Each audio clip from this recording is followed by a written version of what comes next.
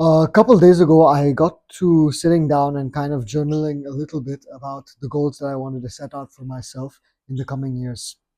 However, then I kind of stopped myself, and before kind of progressing any further, I kind of wanted to reflect a little bit about the goals I'd already achieved. I was thinking about maybe 5 years ago when I set out the goals that I wanted to kind of accomplish in the coming years, and I realized that 5 years ago about 90% of the things that I was working towards or striving for towards or the things that I wished for, about 90% of them I already had now. And then I realized I was setting another timeline, trying to chase this other timeline on that constant treadmill of constantly wanting more and more and more. And I didn't even realize how far I've already come.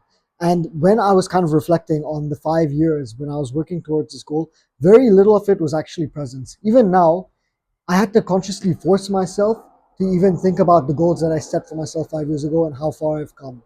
So I just like to encourage you to maybe consider if you're kind of busy chasing goals and you're not feeling incredibly encouraged about how far you've come or maybe how far you have left to go, maybe just consider about 5 or 10 years back all the things that you wished for. And it's very likely that a large portion of the things that you wished for, the goals that you set out for yourself, have already been achieved today. So you've done an absolutely phenomenal job.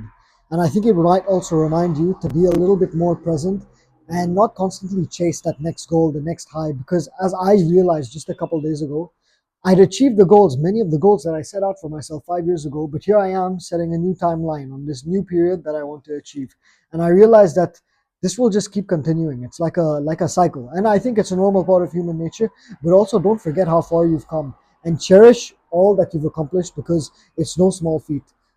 So I think also at the same time might also encourage us to be a little bit more present when we're working towards our goals. And even if we don't achieve our goals, just being happy with where we are now.